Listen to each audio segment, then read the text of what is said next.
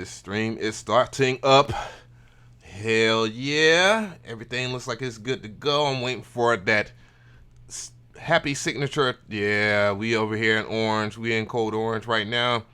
Code orange. That's a new one. Yeah, but yeah, I'm just going to go ahead and tweet this out to everybody now. We should be good to go. Audio sounding all right. I had to turn shit off.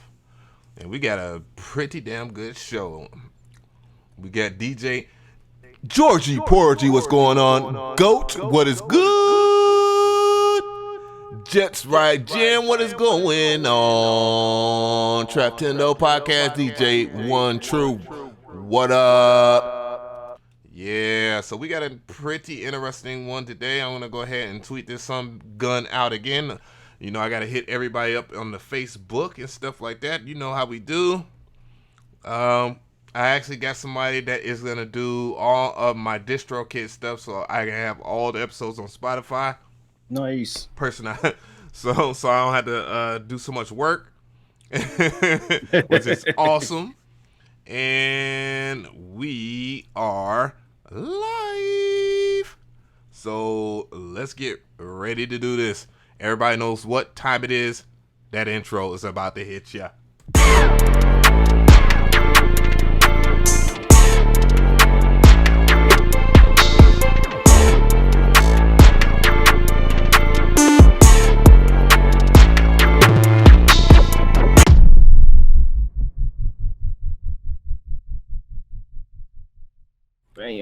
What is going on, guys? The podcast of today. Shout out to my spicy gang. We caught that one earlier today.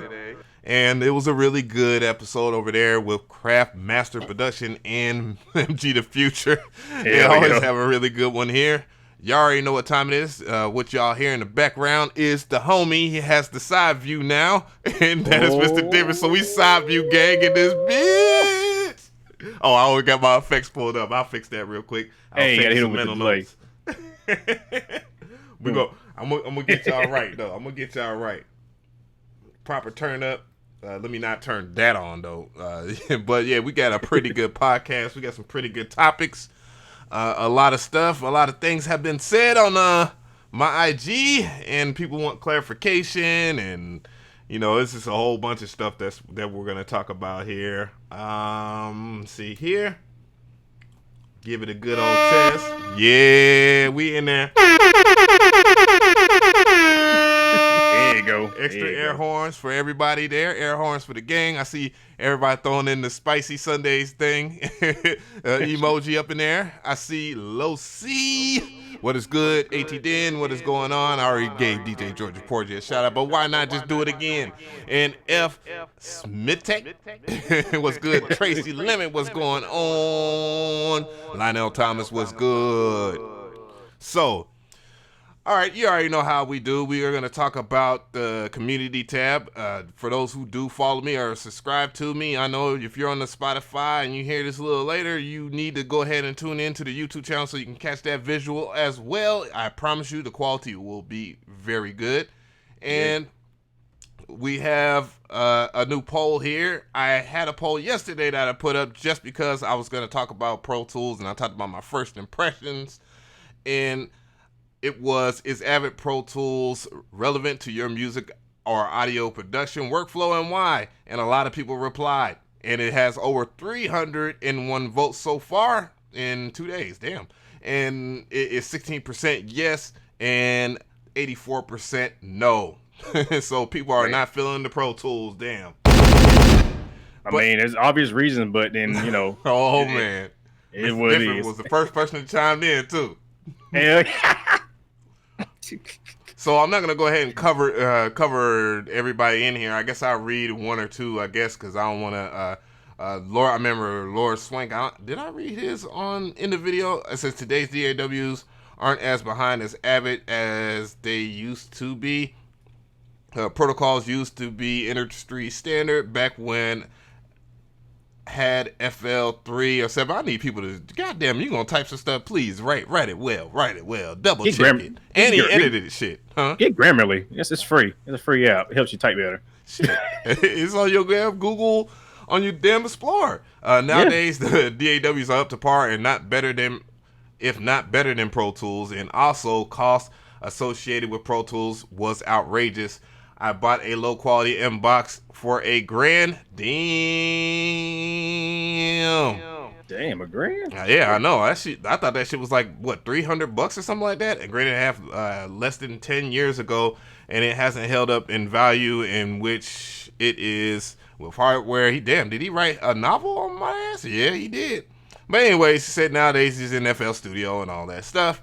Of course, I did a video yesterday. Well, I didn't do it yesterday. I had it posted yesterday. I was actually out in New York City, and damn, did it go sort of viral or viral enough on my channel. You know, I don't buy my views. You know, I don't SM Zeus. Hey, got him. So, anyways, you know, I was just talking about my honest impressions. People were upset because I used the term snake oil, not realizing that I spelled it wrong on purpose. Well, I spelt it with caps in the wrong places on purpose to show that I was trolling, of course. But, you know, some people are just slow. But hurt, you know. Yeah, massive butt hurt there. And, you know, it is what it is. So, moving forward here, you know, there's a lot of things that I should correct that I was wrong about in the video. One of the things is, and shout outs to Avid for reaching out to your boy. Avid, what is going on? And I didn't think they was gonna reach out and within a 8-day span. Is that Ray Murray in this? Damn, that'd be crazy. But anyways, I'm sitting here looking at the website here for Pro Tools, and you know, one of the things I want to clarify is that you don't have to do the subscription base if you don't want to. You can pay $600 for the DAW. Now that is actually pretty damn decent, given that they give you about a crap ton of stuff, especially if you're familiar with UVI and air technology. That bundle alone with VSTs is actually very good. Right. I mean, but you know, it's still, it just depends on what your situation is, in my opinion, when it comes to that. That's a great price to a one-time thing. You know, hey, you buy it, you own it, good. Everybody loves that. But at the same time, it's like, if you don't really need it, does it make sense? So a lot of people, you know, they just get the subscription to kind of just, you know, work with it for time. Yeah. If you are afraid to pay the $600, you know, paying X amount, like what, $24 for Pro Tools, not the ultimate version, but for Pro Tools, it's not bad for a monthly fee, sort of. I think that's like a year commitment, though. I think you get the $24, you commit to a year of it. Oh, well, I'll find that out. Yeah, and I think it's $30 if you do just month by month, so you want to cancel any time. Yeah. Shout outs to my mods in the building. Boofoo on the beat, what is going on? And Wilkes, what's good?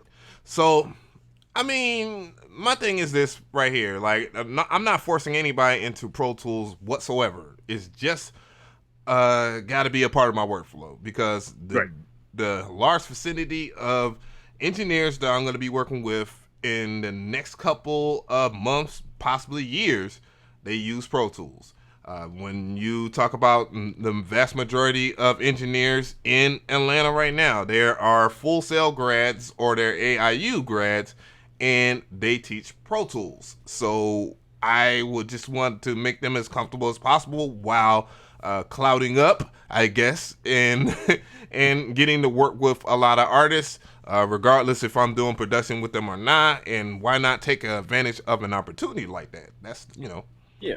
My thing is, I feel like if you have to learn, if you say you get your favorite DAW, say your favorite DAW, FL Studio, Studio One, Cubase, Logic, Reason, whatever, I believe everybody should learn how to navigate Pro Tools at least. Right. Every single person. I don't care who you is. You may not like Pro Tools, because I don't like Pro Tools, but I do know how to navigate it and work it and use it. And if somebody come to me with a Pro Tools session or anything like that, I can get into it and use it and, you know, get my money. And especially when I go to big studios, like when I go to Patchworks all the time in Atlanta, everyone uses Pro Tools. Right. So, you know, it's good I know it. I can talk with the engineer. I can do stuff too while, you know, he step out, whatever, and blah, blah, blah. So, yeah, I mean, everybody should at least learn how to navigate it or know the basic functions of Pro Tools. You got to be a master at it. I don't expect you to know every fucking shortcut, but at least know how to, you know, add a track, arm a track, record, stop, pause, edit a little bit, basic editing, send stuff to the mixer channel, anything like that. You know, not to mention if you are a MacBook Pro head, they kind of got like tools to where you could just sit a little diagram on your keyboard, and that's it. and it'll have Pro Tools, all the shortcuts on there, Well, and then you hell, can you take go that to some bitch off and put Ableton Live on that some bitch too. yeah. Then you go like Logic keyboards. They actually got like little. They got full keyboards with nothing but shortcuts for different DAWs, and they got like the little sticker things as well. So I mean, yeah, I mean, everybody should at least learn Pro Tools just to know how to navigate it. You ain't got to use it, but you ain't gotta like it, but you gonna like them checks that you get from it though. Hell yeah. I mean, if you get a major artist, man, they want to work with you, man. They say you want you to mix some form or you work or they produce or whatever. They send you a Pro Tools file. What you gonna do? Oh, you got the FLP. I mean, damn. You know what I'm saying? I mean, what you gonna do? I mean, I mean, so learn Pro Tools even if you don't want to. I mean, it's good just to understand it at least. You know what I'm saying? I said, but let's be real though. Not FL Studio, but Pro Tools is still behind on a lot of stuff. Oh yeah, no doubt. The MIDI from me playing with it, it was just like, what is this experience? Yeah, it's bad. But see, that's the thing though, man. FL Studio I keep saying that Pro Tools used to be the shit back in the day. Like, I think I started on Pro Tools 7. Pro Tools 7, I think it was 7 or 6. It was one of them two. Back you had to have an inbox. You still had to have an inbox or DGO1. Was not an inbox, but you had anything that was empowered, or you had an inbox, or you had the controller. That's what, because it was empowered, LE, and HD. Those are the 3 type of Pro Tools when I started. You know, Empower was like if you buy stuff from, I think it's not Avid no more, it's M Audio. You had to buy M Audio interface, and then Avid made the LE stuff, which for the light version. Then they had the HD, which is, God, ain't nobody spending that much for a fucking rack mount of $2,000 interface just to run Pro Tools. That's ridiculous. I think the one I was looking at the other day in the video was like what, 5K? Yeah, but I mean, if you get something like that, though, Pro Tools gonna run like a fucking champ with something like that, though. That's the thing that they get you at. You know, it's like if you want Pro Tools to run smooth as butter, man, you got to buy them Avid cards. You got to buy the Avid cards, the Avid interfaces, all that stuff, man. It's crazy. That's why you see a lot of studios with that. And and they don't, like you said in your video, they don't upgrade to the newer versions because a lot of stuff, they still got some of the legacy stuff, and it's not, it's not compatible or whatever. Yeah, so. 10 and 11 is the mainstay of like every studio out here, Right. And a lot of people. It's funny too because I see some of the guys that really want these opportunities and stuff like that, and they're saying like they're so Pro Tools savvy, and they're in the comment section like arguing with people I know that got like about, I don't know how many their platinum plaques. I don't want to put those dudes on blast, like the people that are making an ass of themselves. Like, dude, some of you guys got to understand, like, and this is something that I truly have to understand my damn self, because even though some people don't leave comments, they are watching. Like, there are people that are watching my videos and stuff like that may not have like a shit ton of subscribers and all that. And I guess that's the whole perception of things. Like certain people think that, just because you have a certain amount of subscribers and all that, that you're important. In reality, you're not as important as you think you are. You're just important on the internet. And that's cool. It's important to be important on the internet. But it's also important to be important in real life. IRL. Like, damn. Right. But yeah, there's a lot of people like sitting there arguing, like when I was talking about the audio interface thing, which is a topic that I'm going to cover, guys. So, but yeah, they was talking about, Pro Tools works with any audio face. No shit, it does. But it does not work in a certain manner like it would if you have a specific one. Like the Focusrite 2i2, like that is a certified one that will work in Pro Tools. But it won't work good. The Apollo Twin, that is one of the certified ones that work in Pro Tools, And then there's the ones that are expensive that are made by Avid. Those ones work certified in Pro Tools. Like they were made so that they will work in Pro Tools. They even sell they don't sell Pro Tools in it. They just I'll tell you about Pro Tools first and how they're certified, and they have the little certification thing. But anyways, yeah, somebody was just sitting there arguing with me about that. I'm like, dude, that wasn't really the argument that I was saying. I was saying that if you use a certain audio interface, like I can use whatever audio interface in FL Studio and still get access to a lot of my IOs. You know what I'm saying? Like, but in retrospect to that, I hate when I say that. But like, in put it in perspective, I can't do that in Pro Tools. Like, there's certain things that I can do. There is a workaround because somebody was telling me, he's like, yo, there's a free software called Voice Meter Banana. You might want to try that out. And I'm like, oh, well, I might. But, yep. Basically, it's basically like ASIO Link before ASIO Link, discontinued. That's what it is. So same thing. Yeah. And what was the other thing that there was something else about Pro Tools. Oh, no. I wanted to go and look at the new poll because I do have a new poll in the community tab that I just snuck in there. And I just wanted to see what. Oh my God, how these results so far. I know they're probably cringy. Oh my goodness. So there's a point I'm going to prove here because I wanted to ask, and I was asked by a couple of companies too. By the way, like they just jumped out the woodworks. Like, damn, we want like some people want to sink their teeth into Avid, and Avid wants to sink their teeth into the other guys. And they wanted to use analytics here, and just for general laws, laugh out louds and whatever. We have this poll here, and it says, "What is your favorite DAW and why?" And I asked this question with good intentions. I hate saying that shit now because of that bitch ass dude.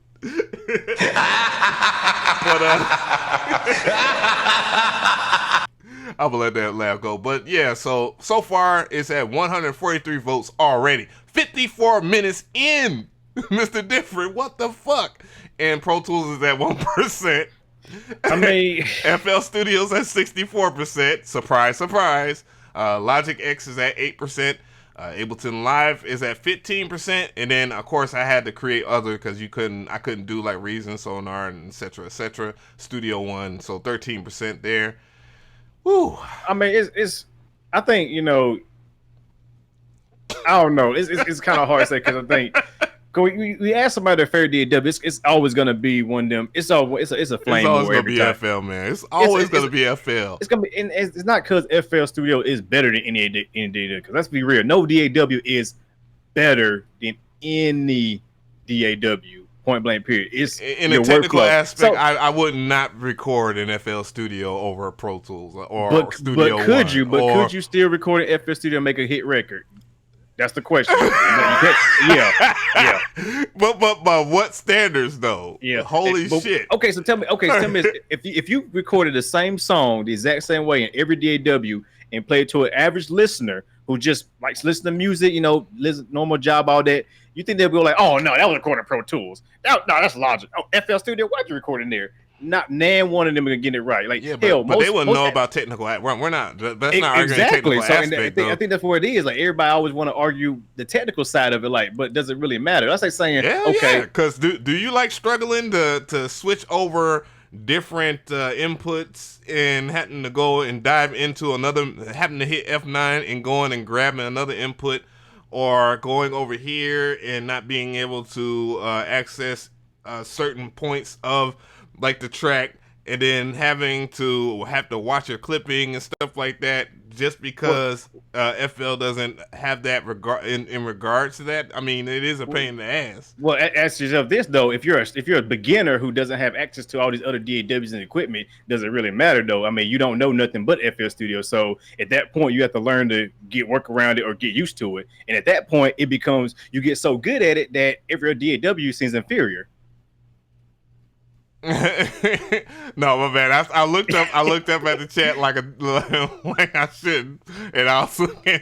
I mean, have you heard what's on the radio these days, Am? Yes, I've heard what's on the radio these days. Oh my God, Old Town Road is Pootie, but it's popping on the radio. Yeah, and I'm pretty sure at the end of the day that they brought that session over to Pro Tools. It is what it is. Like, I mean, when you get to that status, of course I mean, a lot of tracks have been. There's a lot of songs that started off in FL Studio, but then got poured over to Pro Tools because the labels got signed or whatever. They got a major opportunity. They took the time to do that. Of course, that's true. That's that's cool because it is what it is. Once some chicks start getting cut, that's when stuff starts getting put into the tools of the pros. I wouldn't even say pro. It's not even necessarily Pro Tools. It's the fact that it's the equipment around Pro Tools. Because I mean, you're running through $1,000 interface preamps, converters, this and that. You're doing that on top of that. It's not just Pro Tools by itself. I think Pro Tools, yes, because it's the industry standard because everybody knows it. It's been around for.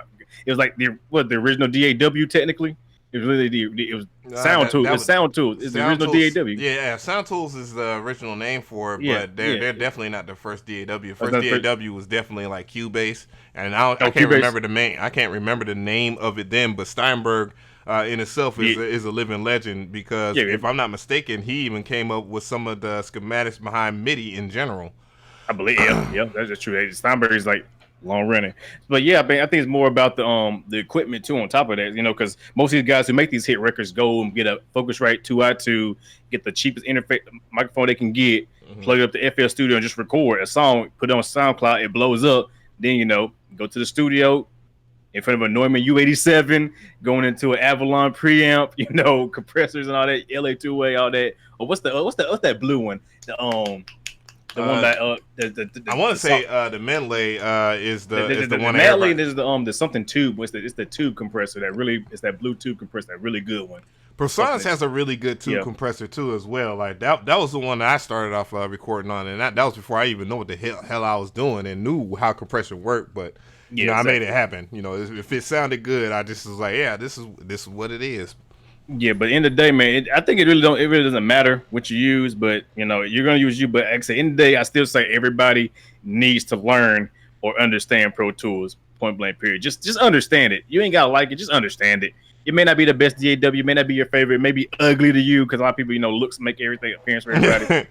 But I mean, at least understand how it works, where it comes from, how to route it. That way, if you do get in a situation where you're like, hey, this major artist want to work with you, he heard your beats, he wants you to come in here, can you import this in Pro Tools and record for him? You don't really like, can we record in FL Studio? I can plug it up to the SSL board. We can do that.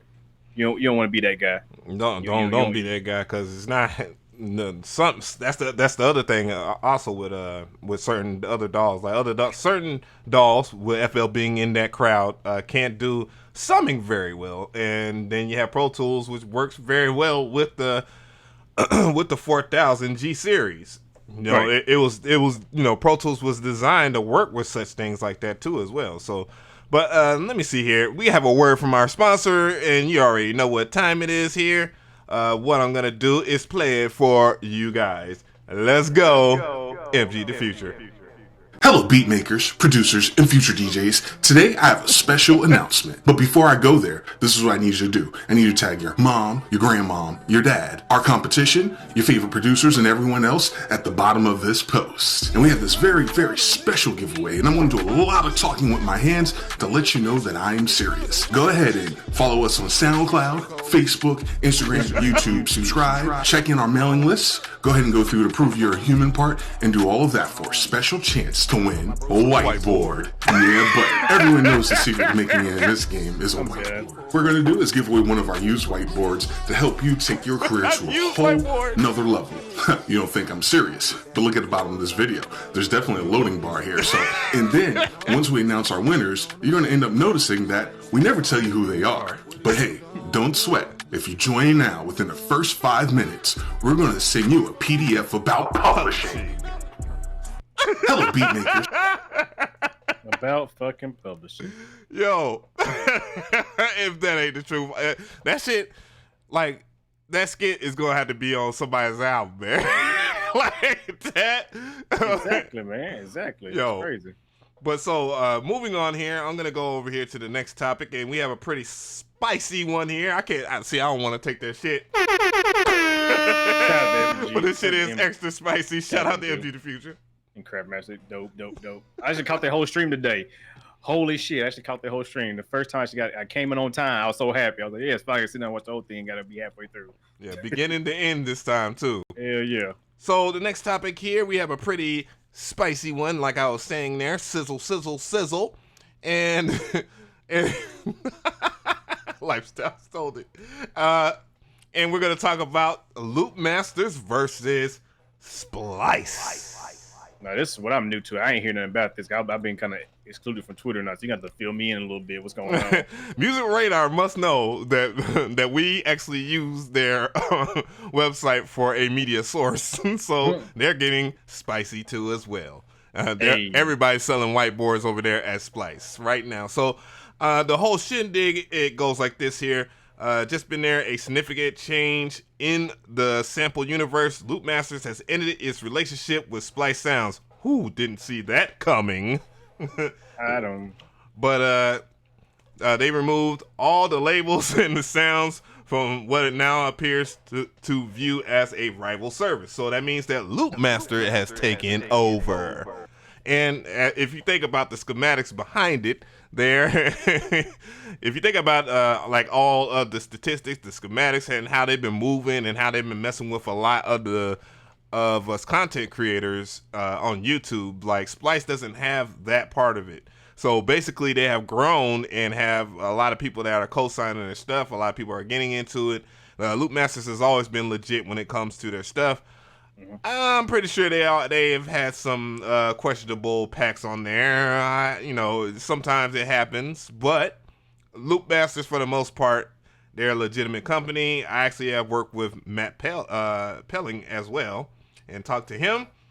Discussing the move, Loopmaster founder and owner Matt Pelling said, "Ever since the launch of Splice Sounds over 4 years ago, we have enjoyed an excellent working relationship together. Now it is time for us and our exclusive labels to move in a different direction with our technology. We're grateful to I can't talk. God damn it. We're grateful to have played a significant role in the platform's growth and wish Splice every success in the future." So right now, Splice is probably looking hella empty. So Loopmasters exclusive labels include Single Makers, Famous Audio, Go Syndicate, Ranking Audio, Sample State, Hydrogen, and Raw Cuts. Raw Cuts has always been making like the dope hip hop packs for quite a while. They've been doing this shit for a long time. And there I moved on. Of course, they have the Loop Cloud thing. I've talked about it on the channel for a while, and everybody else has talked about it. And Loopmasters has made sure that everybody knows about it. So, what are your thoughts on this, Mr. Different? Is it about publishing? Not fucking publishing. God damn, this guy right here. I don't know, man. I think it's a good idea. I mean, if you're at a point to where you start seeing that your brand is growing, why not? I mean, it's a smart thing to do. I mean, it's very smart for them because I say if nobody likes competition. Nobody likes that, right. But it is. I mean, sometimes competition is good. Don't get me wrong. Like sometimes it's good competition. Like I love audio interfaces and synthesizers. I love that competition because always they're trying to make the best product for the cheapest price. Keep battling that. I love that shit. But as far as like this type of competition, I actually think they're doing a good thing because it's going to help them out in the long run, and hopefully make their brand go even higher. So I fuck with Loopmasters. I got a couple of this. I got a good bit of their packs and all that I bought in the game. Loopmasters. I am proud of you. I need a damn applause effect, man. Boy, I need to do some pre-prepping of the show because goddamn, man, I am so happy that they do that. That they did that, man.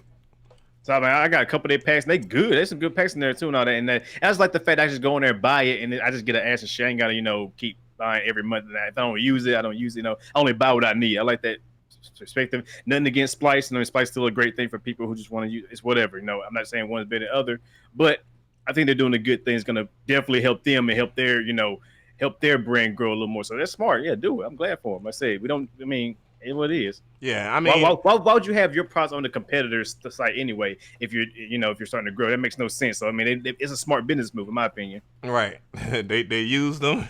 they recognize the power of the dollar, I guess. But not to be a little bit too messy here, but who gives a damn, man? It's our podcast. So. Yeah. Last year attending with King David of Trap Monsters, I was over there at the Splice booth and I was talking to the guys over there at Splice. Shout out to Sam and Max. And, we was just talking and, of course, Native Instruments was over there in that corner over there pushing their sounds.com and then their fabulous Machine Mark III and all their other good MIDI controllers and all that other good stuff that they have going over there. Mm-hmm. And Splice was in the corner with the Push 2, and they had some stuff popping. They had like this dope artist that was rapping and recording stuff while everybody was talking and shit. But they was trying to push the packs or whatever, and I sat down, talked to them, made a track, and then some guy comes over there and was like, "Man, I don't even like Sounds.com, man. They're whack. They're whack for trying to take over." And, I don't know the dude's name. He just seemed like a random that just wanted to get some clout tokens.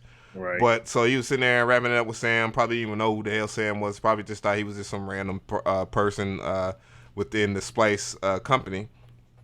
So, and then he's like, well, Loopmasters, man, I fucks with Loopmasters, they cool. And then Sam was like, yeah, I fucks with them too. And me and another homie, which I will remain nameless, we was just sitting over there just bicking back. We were just sitting there just chilling like, yo, these dudes are for real hating in real life. Like, a company against company is like, damn, there's competition everywhere here. And Splice clearly has swallowed a lot of the competition. They're paying people, they're paying these producers basically decent money to put a pack on there that they probably haven't even, well, not even probably, that they didn't create whatsoever. Because just because you're a music producer, quote unquote, doesn't mean that you're a sound designer, clearly.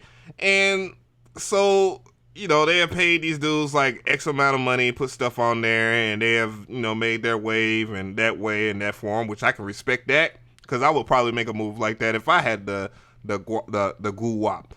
But long story short, Loopmasters has now exited the building, has exited the chat, and somebody had a really good, funny meme in the chat here. I'm gonna have to roll back a little bit, and it was funny. It was by SS Famous, so I'm gonna look. So. He said, he said they're taking their talents to Miami. the LeBron James quote. God damn. Ooh. Damn. I'm done. Damn. Oh, no. I got you, fam. Damn, son. Oh, you got that one. Oh, shit. Hell yeah. Because, I fucks with that dude. That dude's actually from Georgia. So, right, I got like the Trap Tendo and the whole, he did a whole bunch of stuff for me. Shadow Hayes is his name. He's probably the best voice over dude that I know. I like his shit. Yeah. But, yeah, so, I actually, then you have Output Arcade, because somebody just mentioned that. They're jumping in, and I've actually talked to one of the guys over there, one of the representatives over there, about doing stuff, because they already do stuff with MX6 Audio and all that. I don't know. I mean, I'm not against it. I think if their service is getting pushed, they have their agendas of pushing their thing, and then if it's good, I'll check it out naturally. That's always been my steez. What about you?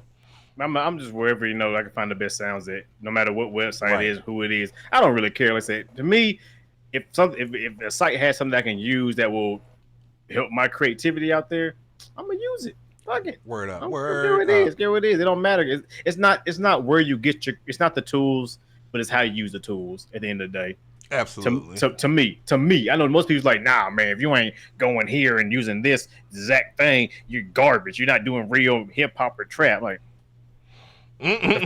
define real as it is, because nowadays everything's so misconstrued and it's so watered down and all and changed. I mean, you got so many people that are faking it to make it. It's just ridiculous. It's just like when tuning in, it's crazy that we will be talking about the same stuff. But the reality of it is, Craftmaster and MG the Future hit on top of the head. It's like you got so many people out there that want this quick buck, and they can get the quick buck because they are appeasing to the right kind of people, and they're just trying to make packs and take shortcuts by using other people's packs and using tools that they probably didn't pay for, which I don't get, which I never got the fact that you would not pay for certain tools and that you'll pay somebody randomly on IG for something, and then you're wondering why you're struggling in this industry. And dude, like, everybody it's a small circle, so basically the word goes around if you fuck around with somebody's shit. Exactly. And they also on the bright side,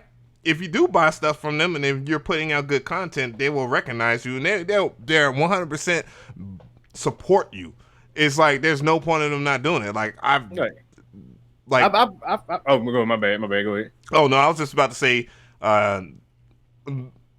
here's some keys for you. There's few companies that are actually aligning themselves with record labels right now, and they are, they got like, hey, this dude right here, he's cool, he's done this, and he's invested in himself, he invested in us, and they're putting in a good word. And hell, like, me firsthand, like going over there to Mean Street, which is Atlantic Records studio, like going in there one time and then going in there with the homie and then going in there again and then going in there and record with somebody. I'm not going to even put all my business out there, but it was started from like just me buying a plugin and been, effing with that plugin company since day one the right way. Like, and people just don't get it.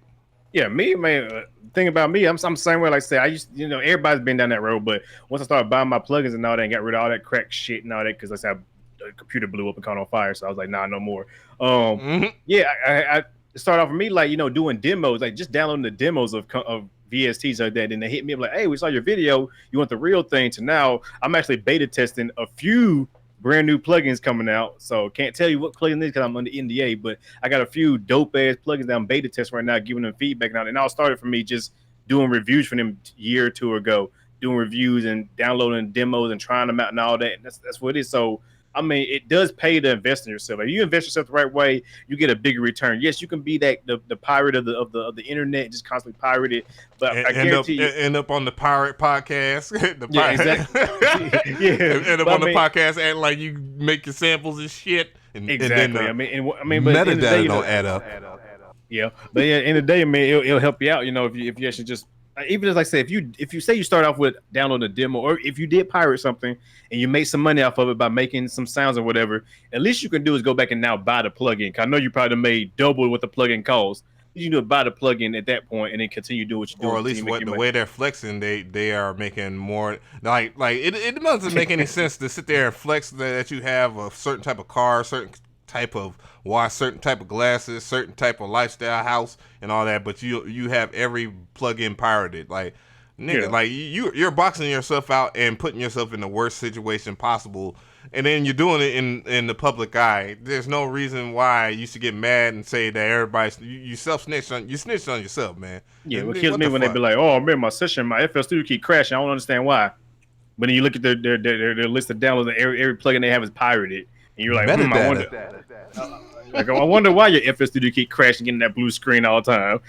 I haven't had a blue screen in years, man, since I started buying my stuff. I was like, damn, that might be the plugin's probably with the issue. Yeah, I'm blue screening a lot because I'm sitting here when I edit video and stuff like that, and when I read like what's doing that is my damn graphics card, and that's the big issue. Did you update it?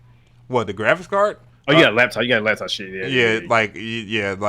Drivers though, you updated drivers. The drivers it's done. Like it's done off of that. Like that's a common problem with like gaming laptops is that when you do start doing some heavy stuff, at least with the 850M. I mean that's a damn old ass fucking. Oh, you're an 8 series. Ooh, yeah, exactly. So everybody's 1050. Like you can only get a 1050 now. There's no 1050 laptop version, 1050 PC version. But anyways, yeah, there's only like you get the 1060. I just bought me a 1070, so I had to upgrade mine because my old 9 series is. I mean, it still worked good, but I got the newer one. Fuck it. Need to get some more RAM too. I need more RAM. I already got fucking 16 gigs. I need more. I need 32. Metadata. But anyway, so what we're gonna do here, there was something else I was going to talk about here. We already got Loopmasters out the way. Audio interfaces? We was going to do audio interfaces because we was going to kind of tie that into Pro Tools and stuff like that because one of the main things that I was having an issue with was my audio interface that I have now, Soundcraft Signature 10, might have to go and get the fuck out the way. Send it my way. I'll buy it from cause I mean I'm about to start upgrading some dang hardware. So yeah, I'll buy it from you. Shit, fuck it. We'll talk at the stream.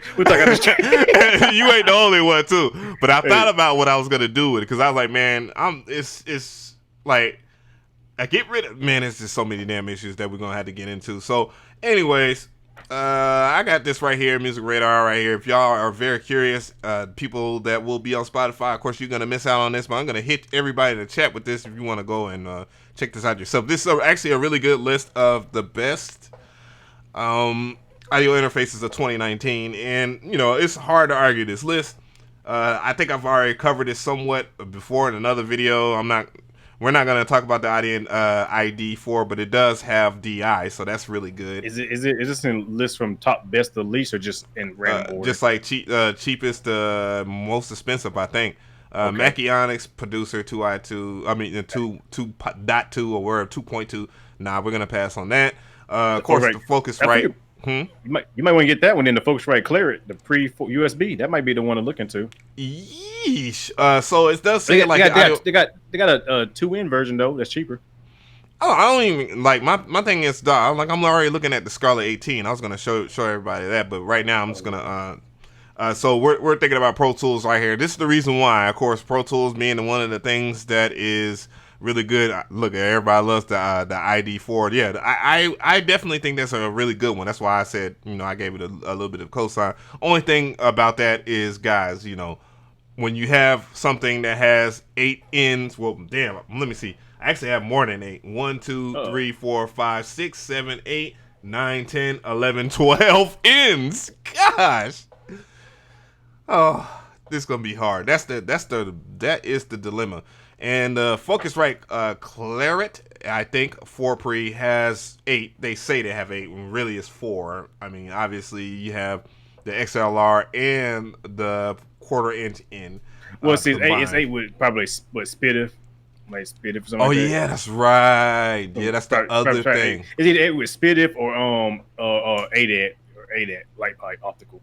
Oh, well, they do. It does have some line outputs. But see, there's another dilemma about this. One of the best things about the Soundcraft Signature 10 or the Soundcraft Signature series in general is that you can plug up stuff via XLR. So if if your studio monitors take XLR, that's your balance. And when you listen to stuff through a balance, it does sound different than it is from an unbalanced. Like that's one of the main things I noticed. And things like Asperger's, which are way out of everybody's price range, maybe. There might be somebody who's rich out there. And like that's the thing. Like I will be giving away. I'll be giving up that. I'll be getting that to a certain extent, I guess, if I do hold on to the Soundcraft Signature 10, which sucks. But I probably could just do the same thing. Anyway, so we're just gonna move forward here because I'm getting a little sad. But yeah, the Focusrite it's right in the area that I want to be, and then it does work with Pro Tools, and then it has USB Type C, so that's good. Which is very good. Only thing I don't like, man, I wish they had like maybe 2 more outputs on it. That way you have 2 for the main, you have 4 XLR outputs. Damn it. For external, you know what I'm saying? So for external gear, I might be able to just go XLR. What I probably might end up doing is doing 1/4 inch to XLR, but that's still unbalanced to balance, and it's not going to sound the same as balance to balance. Right.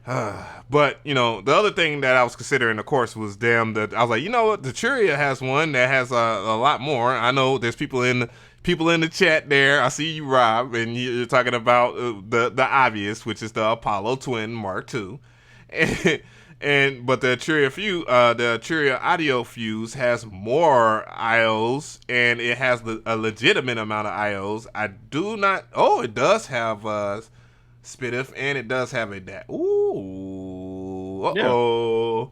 Yeah. And I think this is really good. It's really good in general for most people. If you are shopping for an audio interface, and on top of that, the one we just looked at, the Focusrite, once you start spending a little bit more money, you start getting your MIDI in and out via your full size. This one doesn't have it. It has 3.5 millimeters to DIN pin, 5 pin DIN, which is ugly, but it still has it. That means you can still clock MIDI through your USB, which is still dope, especially if you have Ableton. It's fire. So we have that, and then it also has the USB hub on it too as well, but it does not have USB Type C, so it just, I don't know. It should be 2. I think the new ones are going to be USB Type C. Yeah. If I'm not mistaken, I think so. Don't quote me. Uh-oh. Are you out on me? Yeah, you got the face. Let me check. Let me check everybody. Hold on. I think the new is gonna be USB-C. Okay. Whoa. Oh, you good, fam. You good. Okay. I had a steel face. I'm sorry. I be thinking, pondering. I be pondering, man. I be pondering. Clip that, gang. Clip that. See, what I do like about the Arturia audio fuse that has inserts, and it has inserts and all kind of stuff too. It has more. It's like a full. Almost got like console like ins and outs. That's the thing about it in a small package, which is dope. Yeah, which I really like that. Uh-oh. Damn. We losing your play? Are we here? Uh-oh. Mr. Different, we here? Hey, I'm green. Oh man, I think we lost Mr. Different, man. That's crazy. I'm looking forward to their more. Oh, you good? You good? You good? You're back. Oh. Damn, man. Come on, podcast. Oh no. Yo. That's the first time that happened. Yeah. He's back. I'm back. Hey. What's going on, Maserati Sparks? Hey, somebody said Team Air is hacking me. I need to start. They make I'm not buying and not downloading this stuff no more. They make us stop pirating. Yeah, I know, right? Bro, mad at everybody. Once a pirate, I was a pirate. Nah, fuck that. So let me go ahead and look at. So we already know the pros of it. We already just discussed the pros of the Arturia Audio Fuse. Damn. So the cons, as they say, is other interfaces with similar levels IOs are available for substantially less. I don't know. I don't see it like. You know, you have the Claret or wherever it's called, by the guys, Focusrite, and that doesn't seem like it's very great. And then let me see here. Hold on, let me check, guys, because I think we're losing Mr. Different in here. Or no, maybe not. He's just quiet. I'm just checking to make sure he's all right. You there, brother? Uh-oh. they hacked his metadata. Yo, too many jewels and he stopped. What the hell's going on today? Something not right. You better call Xfinity on that ass. They over there bottlenecking your shit in prime time hours. Yo, that's crazy. Oh man, the metadata has. Maybe if I think it might be the bandwidth of your camera. Yeah, and I think it's the bandwidth of your camera. That's one of the things that I was trying to tell you about earlier, but I didn't tell you the other part of it. When you have like a 4K camera or something like that, it's gonna suck a lot of your bandwidth away. But then again, you got a custom PC, so I don't know how that would be a problem. All right, so we're going to carry on. He'll be back in momentarily. So we have the Universal Audio UAD Palo Twin Mark II, which everybody and their grandma uses. And, of course, that is Pro Tools compatible. And that is one of the things that I don't want to get. Obviously, it's $699. And then you have the Arturia Audio Fuse, which I don't know if it's Pro Tools compatible. That's one of the things that I did not see, but maybe there's probably a test on YouTube or something like that, where somebody is using it with Pro Tools, and then you got the individuals. He has a 4K camera. That's why he's so extra crispy. But anyway, my router needs an update. That's what it is. What? Yeah, my router's like, hey, bro, you ain't update the firmware in a little bit, so we're struggling over here. So I might do that after we get off the street. Shout out to Trap Monsters TV in the chat. What is going on, King David? But let me see. What we was discussing, and then another thing about the UAD Apollo Twin Mark II is that it has the DSP powered plugins and all that. But I do think that the Focusrite has like some DSP thingy about it. I don't know. No DSP in the Focusrite. Oh, no DSP. Well, I mean, but you don't. But nowadays, I mean, people understand DSP was really good for when back then when computers couldn't handle all these plugins. Yeah, that's why when UAD came out, it was like shit. I can get UAD and have all these plugins specifically made for it, and I have to run no load on my computer. That's what Pro Tools was back in the day, I think, with the old HD systems, right? They offloaded all the workload to the HD system back to the computer. So nowadays, computers are getting so good and so fast with graphics cards, CPUs, RAM, and all that.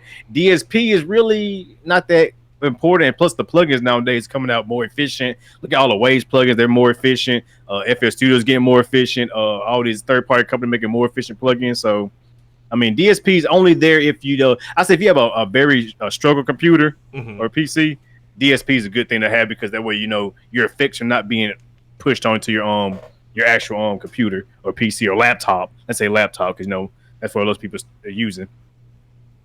This nigga gonna you know what I don't understand is when niggas don't fucking tell you that they're outside. Dude, no, I'm doing a podcast. I do a podcast. I have a schedule. Why in the hell would you show up at my crib to do something that you're supposed to do on a Friday? What is up with niggas like that? God damn. Why are they doing with the gunshot though? Cause this nigga, man, because he's oh my God, I don't even want to go there and put niggas' business out in the street, man. But damn, like we were supposed to do something on Friday. I have a timeline. I'm messing with people that don't have time to waste whatsoever, and they are very freaking powerful people. Like you will know when you step into the room with these dudes, they are very powerful people that can make shit happen. And I was told to go to New York City, and I don't have by no means had the funds to go to New York City, but they made that happen. They just told me I needed to be there. So obviously with people making moves like that, you be there, like straight up. This guy gives a timetable, and it was Thursday when he gave the exact timetable. Today is Sunday. You got to be better with that. I heard no updates, no nothing for those last couple of days. Dog, that's not the way you rock in this damn industry, dog. Like whatsoever. Period. That's not how you do business. If you want to be a hometown hero, you can do that. But if you want to be in the industry, now you gotta get on your time game. Time is money, and that's literal. That's literal in the industry. Like they on the schedule. Yeah. So back to it, man, because we want to talk about things that are far more important. But the Universal Audio UAD Apollo Twin, very good, but no MIDI out for that damn price. Let's look at the IOs on this. No MIDI on that. I owned one and I got one in Studio B. No MIDI. Has 2 line outs. Two line outs. I mean, it has 4. One for main monitors, 2 line outs, and then 2 inputs for your microphone and everything. It has a direct. I think it has a DI2 in the front and a headphone. It's a good, if you're a beat maker, beat maker, in-house person or artist, that's a good interface because beat it doesn't don't play guitar these days. They edit. I mean, stop. That was shady as hell. Well, yeah, that's true. But at the same time, but if you're in the bedroom, that's a really good one. If you're at home, a small home studio, that's a perfect interface in my opinion. Especially if you don't have like the money to buy a good computer and outboard gear and all that. That's really good because the plugins are really good. UAD plugins are amazing. Even though they're expensive as hell and they use a lot of DSP, but they're still some of the. That's why a lot of people use them. You go to big studios, they have them in there. That and Waves. So yeah, I mean, I think it's a good interface. I mean, the quality's great. It's just I don't know, man. It's just I don't know. For me, it wasn't enough because I mean, I say a Thunderbolt interface for that much. It doesn't come with at least have 4 ins and outs. If they had 4 ins and outs. I think that'd be a steal. That'd be a perfect price for that because the interface I got costs less than that. It has more ins and outs and more connectivity than that one, and it's still Thunderbolt 2. So I don't know. And then you're really paying for the DSP. That's all it is. Of course, this nigga knocks. But anyway, so moving on, they had the Antelope Audio Zentor Pass.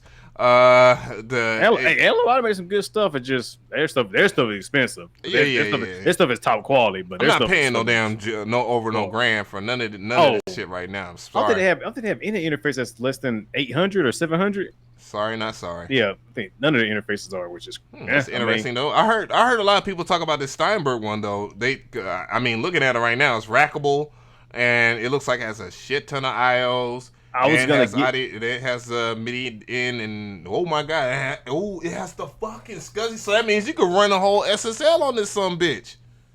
Oh, how much though? Oh my god! a ticket, man. Ain't no cheap interface. We talking about? Oh my god! Oh my god! I was actually about to buy the Steinberg one. Not that one. That was no, but the one I think it's the R. It's like the Steinberg R something, but it had the Rupert Neve preamps in it. Mm-hmm. I was gonna buy that one before I bought, but it was USB 2, and I was like, I don't want USB no more. I'm done with USB. I want to go either USB Type C or Thunderbolt. But it had the Neve transformers and Neve preamps in it, which is if you know anything about Neve stuff, that shit sounds good. Right. It sounds clear. And by the way, that Steinberg one joint that Steinberg AXR4 is $2,800. So Yeah, that's like that's a studio. $2,800. That's a pro studio type interface right there, man. Like a pro home studio or pro Mm-hmm. studio interface. Whatever that is. Yeah, so it's between that. It's just for me, probably the Apollo Twin or the Trio Audio Fuse will be the ones that I use. My main issue with all these, anyways, is again the thing that I love about my Soundcraft Signature 10. I keep on saying this shit. The audio cues, like I have to have like a peak meter because I'm used to that. I just want to see stuff and how it translates in the hardware from the computer. I think the Apollo Twin actually takes care of that. I don't know about the Arteria Fuse if that takes care of that. I know a lot of people are telling me in the comment section that what their favorites are. Comment section chat what their favorites are right now. That's the biggest issue. So the Focusrite is probably just X'd out altogether. Right. I mean, I don't know. I mean, I'm so hooked on you. I mean, I just can't go anything. I don't know. I love my Thunderbolt. I love my Quantum. My Quantum is really good. I was gonna get the bigger one, but at the time I didn't have a need for it because I didn't have. But now I'm starting to expand my studio. I'm looking at the possibility. Like, damn, maybe I should have got the one with more ins and outs. But I do like I can expand this at any time. I can just buy like their cheap ins and outs box and just plug it straight in that, and then I got 8 ins, 8 outs extra with like one cable. So I'm looking forward to that. Cause I might get the what you call it? I might get the 6. No, I ain't get that. I almost didn't catch that. I ain't getting that. Yeah, man, that's a big humongous pass for me, man. Like there's it's like little to no reason to use it. I heard somebody was like, oh yeah, but you get the SSL treatment in there, your drums. I was like, no. I was like, first of all, the G compressor itself is the one that everybody's going to is on the top. Oh, or did I lose you? You can buy the G compressor for cheaper than that, can't you? Yeah. Oh, come on, internet. God damn. No, you still here, bruh. I swear. Okay, I'm about to say, but you get the G compressor by itself for cheaper than that, can't you? Yeah, like there's a whole bunch of compressors that do the exact same thing, have the exact. It don't get caught up in these damn brand names, man. Hasn't Behringer taught y'all guys anything? Anything is possible. Yes, I did say anything. Anything is possible. I'll tell you, and they can do it better than the company themselves. I'll tell you a secret weapon compressor that a lot of people don't fucking know about. Look at a compressor called the FMR Audio compressor. It's the really nice leveler. Mm-hmm. It's a $200 stereo. Run that back at it. I'm on Sweetwater. I don't know if it's gonna be on Super. I found it on Amazon, but it's called FMR Audio. FM. Ooh. See. It's the really. Yeah, it's not gonna be. I'll give you a link right here. But yeah, it's a really. I'm gonna put it in chat so everybody can see. But it's a really good compressor. It's a stereo compressor for $200. And it sounds amazing. Yeah, I mean, I have the Alesis, so the Alesis to me, it takes care of a lot of things. They use that some bitch on the Michael Jackson Bad album. So yeah, I think don't get caught up in the gear, man. Even a DB like my other market point, the DBX compressor is a great one. That's like $100-something bucks. Right. That's a great compressor. So don't get caught up in this. Good one. My audio marketplace. Yeah, DBX, man. I used to be. And I don't know why I gave some of my stuff away because I had so much shit, but I definitely had that DBX 266, and it was really good. Also, the Behringer mixing console, I thought about getting that, but again, they don't make it in a certain size format, and that's my thing right now. It's just I really don't have the space for a lot of this stuff. So somebody said I'm gonna stick with Maximus. I mean, it is what it is. When it comes to that, I think Mr. Different has froze again. Yeah, damn. But what we got here? I'm gonna see what other topics we got here. We was talking about pros versus con artists. I think we already talked about that a little bit. So moving forward here, let's see. There was some new stuff announced this week. Of course, there was something right under the radar that I saw, and it's a lo-fi plugin here. And give me a second, guys. Give me a second.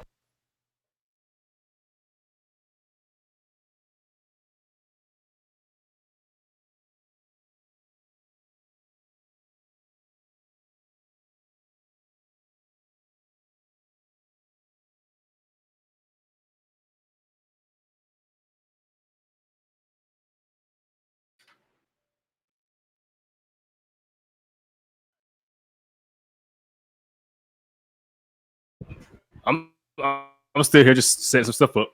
All right, man. I apologize, guys, for that people and shit going on. But yeah, so one of the things that came out was this right here. It was a vinylizer plugin. I just want to see what this is popping on. God damn, what they doing? Yeah, they didn't show anything in this preview. God dang it, thumbs down if I could get to YouTube fast enough. But supposedly, if you get a nostalgic kick out of audio artifacts produced when you are playing like old vinyl, chances are you'll be interested in this new vinylizer plugin. So basically, if you have the free plugins like Isotope, what is it called? By Isotope? Vinyl, Isotope Vinyl, or things of that nature. The what's the homies over there from Stockholm, Sweden? That do a lot of those. Klevgrand. Their vinyl plugin, which is pretty good. I think that's really good. And then there's the Waves gang with their Adobe. Oh my God, Abbey Road. Yeah, I know the Abbey Road vinyl. And I want that, man. They got the selling the whole collection right now, man. I'm mad I ain't got the money for it right now. Yeah, I do, but I just want to I saw that. I'm pissed, but yeah, it's supposed to be like $24 for this new plugin or whatever. It's currently on sale for $4.90. But they need to do a better job of if they're gonna put something out like they do, like put the link in the chat. Put the link in the chat. I'm gonna check it out. For $5, I'll buy it right now. Try it. I'll give a review for y'all. I give them the news. I give them the news for that. So we got that here. Boom. So anyway, so there's the other thing was announced. Of course, it was Wave Submarine. I did my comparison video because people were talking about like Submarine.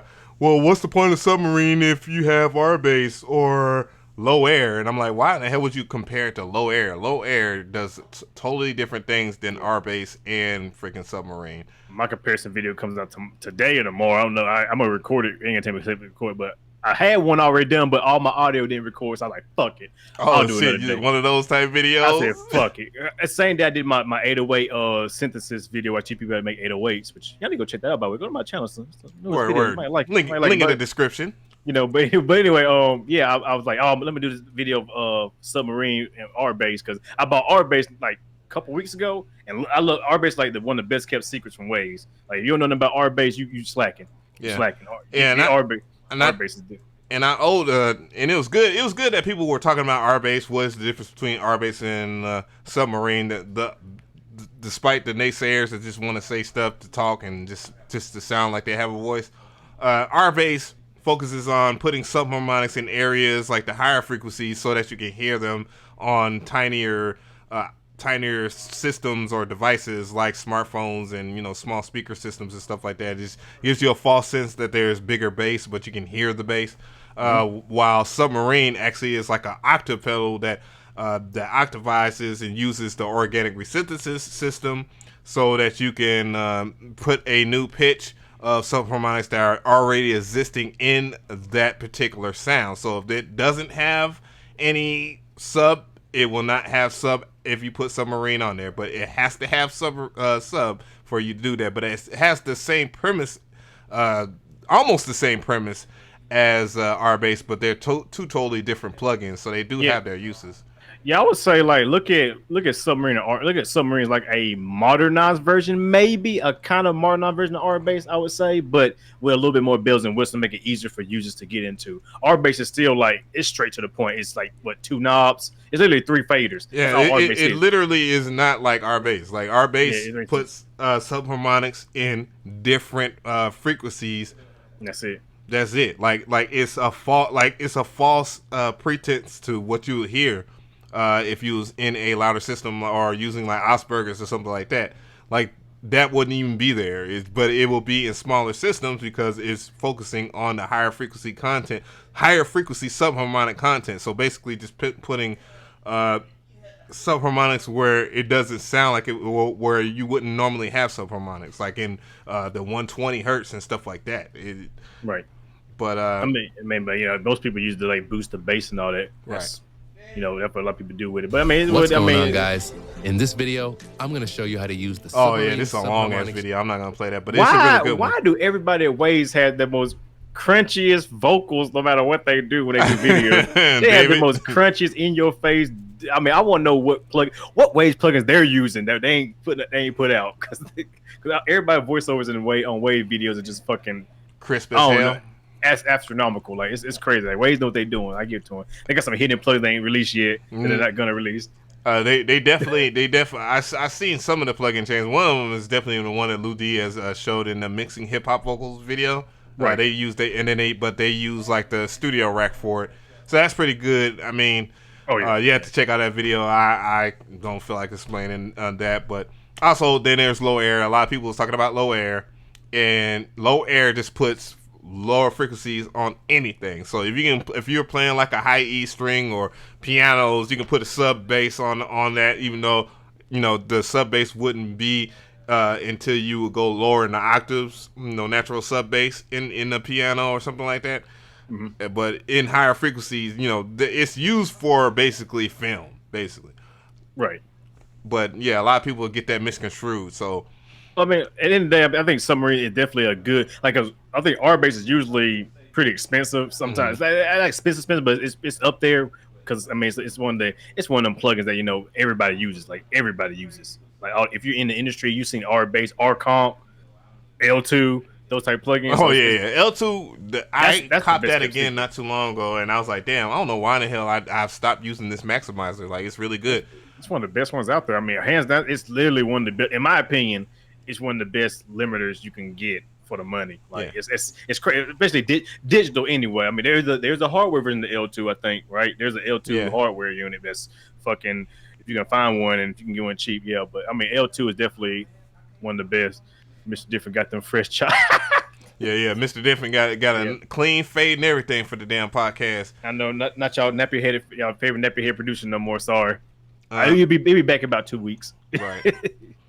But yeah, so I mean, I think you just gotta try them out, man. You gotta just download R bass and download Submarine, try it out for yourself on your own content. Because what I've noticed, like when I watch ad video, I've noticed yours reacted a little bit different to the stuff I use. So you gotta do it in your own situation, see how it works for your production. Because in my opinion, R bass worked a lot better for me than Submarine. But then I did some other stuff, and Submarine worked better than R bass. So you really gotta just, you know what I'm saying? You gotta just try them both out. Let me see something real quick, cause we just got a breaking news, and it was about Curtis King, and I'm about to go to Curtis King's community tab here and see what's going on because of the chat. We're gonna see what's going on. I'm pretty sure they got beef with him because he's promoting his own platform. Like they have problems with people promoting their own platform here. All right, so right here we're going into this right now. I'm gonna go into this main screen, and they're talking about this is not a test. YouTube is undergoing dramatic changes. I'm not sharing this to try to convince you to come to CurtisKingTV.com. Just to inform you why more channels will follow my lead in creators. Follow my lead in creating their platform. It says, hey, Team YouTube, a company is systematically copyright claiming every video I have ever made, despite me owning the rights to all my music. They use them. Please tell me I don't have a manual dispute to these 1,800 claims. Please retweet YouTube the system. I mean, this is something that's been happening for a long time, man. I mean, right, man. Like there's a video on top of like shit like CD Baby that allows people to just do whatever they want to do as far as just ripping people's stuff, looping their beats and stuff like that, and then just selling people's music and just having that shit. And people have been doing these copyright claims on a lot of people's stuff. There's no clear-cut advantage to it. When it comes down to it, you just have to claim all your stuff back. And it's just a ridiculous thing that we have to go through as content creators. It's not the worst thing in the world that could possibly happen, but it just does happen to us as content creators. I just bought Av's channel. Damn, got him. It's no longer yours, Av. Right. But yeah, I mean, it's always a habit. It's been slowly happening, but now it's coming into a more rapid pace, I guess you could say, in a sense. So, I mean, it's all in the person too, man. It depends on what type of person you are and what you're trying to do with your community, your channel, your products, and all that. it's gonna make you either go to your own website or stick to YouTube. Like me personally, I still see a lot of benefits in YouTube, even though I just launched my new website again for the second time. I'm tired of doing this shit. Shout out to ownership. Just got all my products over to my own website, the new sales website, blah blah blah. I'm doing it all over again. Gotta migrate my domain, all that crap, blah blah blah. I'm tired of using BeatStars as a medium. But anyway, that's besides the point. But anyway, yeah, I mean, I still see the benefits in YouTube to for my own website as well. So I mean, some people just don't see the benefit in YouTube no more and wants to do their own thing, like Curtis King, which I salute him for taking a stand and doing it. I mean, you can't get mad at that. Right. Any man who want to jump out there and do it, hey, go for it. It takes a real person to do that. Right. But at the same time, to me personally, YouTube still has a lot of. I still feel YouTube is still kind of in its infant stages. It's not where it could be, and they haven't got there yet. They haven't figured it out yet. But I still feel like YouTube can be bigger than it is now, even though it's pretty big. But that's just my opinion, man. I'm just one person in the millions of people who are using this platform. I mean, YouTube is only winning just because they're the fastest growing, and they was the only ones out there with no real true competition. They have IGTV. I'm not really a fan of IG in general because of just the fact that you could just really, really fake it till you make it on there, and it's just like, all this social media stuff has this damn stupid ass capping ass shit. And people that are capping on there that's not important in real life, and it's where they can live and fake shit, and you got Facebook. I tried to do Facebook for years now. I have vidIQ to where vidIQ will post up that stuff that I put on YouTube on Facebook, and I'm not getting the same type of views. So YouTube has been on top there. And then what else can I do? What else can someone else do besides go to Twitch? You know what I'm saying? And you got to be legit good at live, period. So you got not even that, you got to just have the will to do it. Because I mean, we've done live back to back before. Right. It's painful. It's painful. Like you got to have a mindset, not just I'm a stream whenever. It's like, no, you got to commit to streaming every day or however your schedule is, and commit to that, because you can fall off real quick on Twitch. Yeah, and something like that, you definitely have to have your own room for. I don't right now. Room is the issue. Like, I don't have the room to do stuff like as much as I can or want to. And, perhaps that might change in the future. You never know. It's just all about being persistent in what you do. And it's possible. I'm not going to say it's impossible that and woe is me. I can't set myself to feeling bad for myself as I can for trying to find a solution to solve it. And I think that's what everybody should just do. Even if it causes somewhat depression. I ain't gonna lie, like I haven't been depressed or anything like that because things ain't working in my way. But at the same time, we always compare ourselves to somebody else's damn bullshit that they're faking it to make it, and then you just realize to yourself, like, damn, like that ain't real. It is what it is. So what I got to do is focus on making myself better instead of sitting here and worrying about these other fuck nerds that are on the damn internet. That's facts, man. I think like everybody needs to just worry about themselves and be the best that they can be, because not everybody's gonna have the same situation that everybody else is getting. I think everybody just is so busy saying like, "Oh man, such and such got this many views and this many subscribers, man. I can't get that, so I got." It's like, nah, bro. You can do. All you need is 100 loyal followers, and you're in there. You're in the game. Right. Honestly, like that's all you honestly need. Realistic people. If you get 100 people and you sell them a product for like $5 or whatever, $5, you just made $500. That's more than most people make in at the 9 to 5s in 2 weeks. You know what I'm saying? 3 weeks at that. You know what I'm saying? Because nowadays, I don't know how minimum wages in most places, but I know down here minimum wage is fucking garbage. So if I'm glad I'm doing my own thing, I'm glad I got my own stuff going on here. But you know what I'm saying? Like you don't need 500,000 a million subscribers to make a living. Like you just gotta know you just gotta target your audience, find people who actually believe in you and you believe in them, and give them the best product possible without shitting on them or being fake or metadata, or doing some fuck shit. Do some fuck shit, like actually do some stuff that legit for them, and then you'll do pretty good. Like I said, anybody can do it. $8 in New Jersey? What? Like you might as well live in the hut. Bro, what the $7 for minimum wage in New York in that area? Hell no. It was $7.50 down here for a little bit. I think they raised it to $7.75. I think is the lowest you can get down here, which is still fucking stupid. You know what I'm saying? Spit some real shit, dog. I worked a job for 10 years, bruh, and wasn't even making $10 an hour. Yo, now you see why I slapped the shit out that nigga. But anyways, we're gonna kind of wrap this up, man. It's been an hour and 15 minutes. Crazy shit don't happen. I really do appreciate everybody for tuning in, because there's been some nutty ass shit going on with this damn podcast. Not as smooth as it usually be, but at least the sound quality is there. Well, I'll make sure that I get my test in today and tomorrow to make sure I can have this situated for next time, guys. And I will be streaming again soon. That's why I bought all this stuff set. I got my stuff set up. So yeah, he about to be a game. He about to say fuck this shit and be a game streamer. And shit. You know, I'm gonna be a review channel. I'm gonna be a comedy channel. I'm gonna make fun of memes and stuff. I'm gonna be a meme channel and make a pillow kit. And make a. I got the water bottle hi hat coming soon. Oh my god! Gotta make a hi hat with a water bottle. Watch, I'll tell you.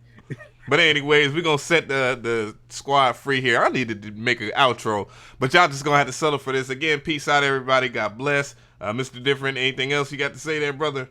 I will say, hey, make sure y'all leave a like on this video. Subscribe to DJ Av. Check me out as well if you want some good video. We both drop great stuff every week, or try to every week. You know, we're busy as hell.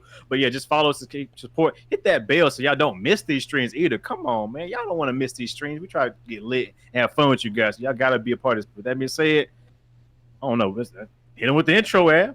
Do it. Intro, outro. We out, gang.